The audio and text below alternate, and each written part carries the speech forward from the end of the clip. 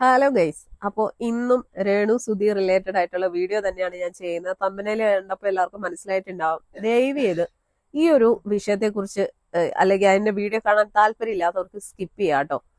അപ്പൊ എന്തായാലും ഇന്ന് ഞാൻ പറയാൻ പോകുന്ന രേണുവിന്റെ പുതിയ ഒരു സംഭവമാണ്. അതായത് വേറൊന്നുമല്ല, നമ്മൾ കഴിഞ്ഞ ദിവസമൊക്കെ കേട്ടിട്ടുണ്ടായിരുന്നു രേണു കൊല്ലം സുധിയെ കല്യാണം കഴിക്കുന്നതിന് മുന്നേ ഒരു പാസ്റ്ററെ മറ്റേ കല്യാണം കഴിച്ചിട്ടുണ്ടായിരുന്നു എന്നുള്ള ഒരു സംഭവം.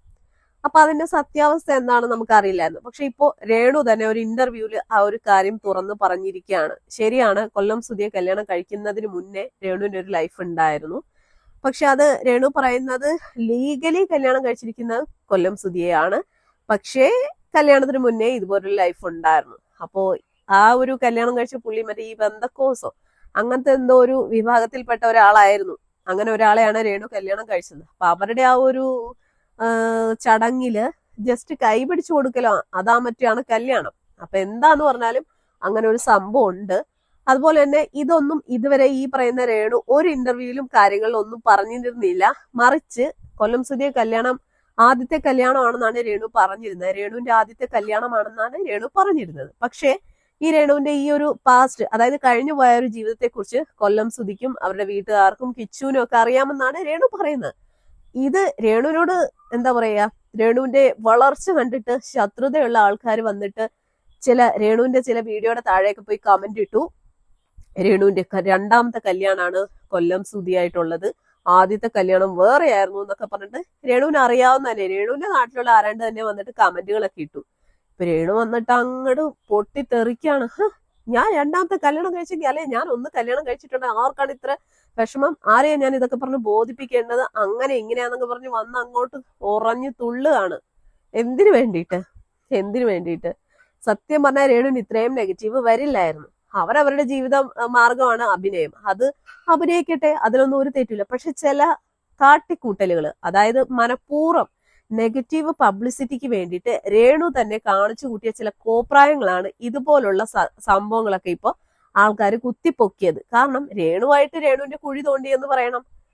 അഭിനയിക്കാൻ വന്നാൽ അഭിനയിക്കണം, അല്ലാതെ കിടന്ന് പ്രഹസനങ്ങളും പേക്കൂത്തുകളൊക്കെ കാണിക്കുമ്പോൾ അത് കാണുമ്പോൾ ചില ആൾക്കാർക്ക് അത് ഇഷ്ടപ്പെട്ടു എന്ന് വരില്ല. അപ്പൊ അങ്ങനെയുള്ളവർ എന്ത് ചെയ്യും, രേണുവിന്റെ റിയൽ ലൈഫിനെ കുറിച്ച്, അതായത് കഴിഞ്ഞു പോയ ആ ഒരു ലൈഫിനെ കുറിച്ച് അറിയാവുന്ന ആൾക്കാരൊക്കെ വന്ന് അങ്ങ് കമന്റ് ഇട്ടു. അങ്ങനെ ഇപ്പൊ ഇവള് സുഖിക്കണ്ടെന്ന് കരുതിയിട്ട് വന്ന് അങ്ങോട്ട് കമന്റ് ഇട്ട് ഇപ്പൊ ആ ഒരു സത്യവും പുറത്തായിരിക്കുകയാണ്.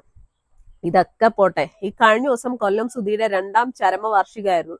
അന്ന് രേണു എന്തോ കാണിച്ചത്, രേണുവിന്റെ കുറച്ച് സെലിബ്രിറ്റീസ് ആയിട്ട് ഉള്ള ഫ്രണ്ട്സ് ഒക്കെ കൂടിയിട്ട് കളിയും ചിരിയും ഡാൻസും പാട്ടും എന്തൊക്കെ പേക്കൂത്താ കാണിച്ചത്. എന്നിട്ട് നമ്മളാരെങ്കിലും എന്തെങ്കിലും പറയുവാണെങ്കിൽ കുറെ എണ്ണങ്ങൾ ഇങ്ങനെ വന്നങ്ങോട്ട് കമന്റ് ഇട്ട് അങ്ങോട്ട് മെഴുകും. ഈ മെഴുകുന്നവർക്കൊക്കെ എന്നാ പിന്നെ രേണുവിന്റെ അടുത്ത് നേരിട്ട് പോയിട്ട് അങ്ങോട്ട് ചെലവിന് അങ്ങനെ കൊടുക്കത്തില്ലേ? രേണുവിന്റെ വിറ്റല്ലേ നീയൊക്കെ ജീവിക്കുന്നത്? ആ വിറ്റ് എന്തേ സോഷ്യൽ മീഡിയയിലെ ഓരോ ഇതുപോലുള്ള കോപ്രായങ്ങളൊക്കെ കാണിക്കുമ്പോൾ റിയാക്ട് ചെയ്യും. അങ്ങനെ പറയാതിരിക്കണമെങ്കിൽ അവനവന്റെ ജോലി ചെയ്ത് മുന്നോട്ട് പോകണം, അല്ലാതെ പ്രഹസനങ്ങളും പേക്കൂത്തുകളും ഇതുപോലുള്ള നെഗറ്റീവ് പബ്ലിസിറ്റിക്ക് വേണ്ടിയിട്ടുള്ള പരിപാടികൾ കാണിക്കുമ്പോൾ ആൾക്കാർ അത് കാണുമ്പോൾ പറയും. പിന്നെ അത് കണ്ടിട്ട് വന്ന് ഇന്റർവ്യൂവിൽ വന്നിരുന്ന് അങ്ങോട്ട് ഭയങ്കര പൊട്ടിത്തെറിച്ചിട്ടൊന്നും ഒരു കാര്യമില്ല. കുറെ ആൾക്കാർ ഇപ്പൊ പറയുന്നുണ്ടല്ലോ രേണുവിനെ വെച്ച് കുറെ ആൾക്കാർ ജീവിക്കുന്നു എന്ന്. അപ്പൊ രേണു എന്തുവാ ചെയ്യുന്നത്?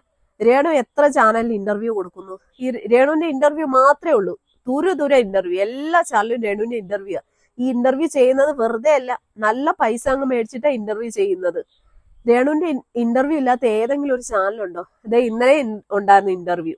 അപ്പോ എന്താ ചെയ്യുന്നത്? രേണുവും ഇത് തന്നെ ഒരു കണ്ടന്റ് ആക്കി, അല്ലെ രേണുവിന് അറിയാം രേണുവിന്റെ ഈ ഒരു സംഭവം ഭയങ്കര വൈറലാണെന്ന് അറിയാവുന്നതുകൊണ്ട് തന്നെ പല ചാനലുകാരുടെ കയ്യിൽ നിന്നും നല്ല പൈസ വാങ്ങിയിട്ടാണ് ഈ പറയുന്ന ഇന്റർവ്യൂ ഒക്കെ കൊടുക്കുന്നത്. എന്നിട്ട് രേണുവിന് പൈസ ഇല്ല, 10 രൂപ കാശില്ല. കുഞ്ഞിന് സ്കൂൾ തുറന്നപ്പോ ബാഗ് മേടിക്കാൻ പോലും പൈസ ഇല്ലായിരുന്നു. അതുപോലെ തന്നെ കഴിഞ്ഞ ദിവസം ഇന്റർവ്യൂവിൽ ബാങ്ക് ബാലൻസ് കാണിച്ചു 900 സംതിങ് രൂപയേ ഉള്ളൂ. ഇത്രയും ആൽബം എല്ലാത്തിലും അഭിനയിച്ചിട്ട് 10 രൂപ കാശ് പോലും ഇല്ലെന്ന് പറഞ്ഞു കഴിഞ്ഞാൽ അത് വിശ്വസിക്കാൻ കുറച്ച് ബുദ്ധിമുട്ടാണ്. എന്തായാലും അവരിപ്പോഴും നമ്മൾ പറയുന്ന അവര് ജീവിക്കട്ടെ, പക്ഷെ അഭിനയമാണെങ്കിൽ അഭിനയിക്ക്, അല്ലാതെ എന്തിനീ ഇവരുടെയും കൂടെ കൂടിയിട്ട് കിടന്നുകൊണ്ട് പ്രഹസനങ്ങൾ കാണിക്കുന്നു. അപ്പോ നെഗറ്റീവ് പബ്ലിസിറ്റി വേണമെന്നാലും ആരും ഒന്നും പറയാൻ പാടില്ല. രേണുവിന്റെ ഒരു സ്റ്റാൻഡ് എന്ന് വെച്ച് കഴിഞ്ഞാൽ രേണുവിനെ എല്ലാവരും എപ്പോഴും പുകഴ്ത്തി പറയണം, രേണു കാണിക്കുന്നത് എല്ലാത്തിനും സപ്പോർട്ട് ചെയ്യണം. ബുദ്ധിമുട്ടാണ്, നല്ലത് കണ്ടാൽ നല്ലതെന്ന് തന്നെ പറയും. പക്ഷെ വിമർശിക്കേണ്ട സംഭവങ്ങൾ വന്നു കഴിഞ്ഞാൽ തീർച്ചയായിട്ടും വിമർശിക്കും.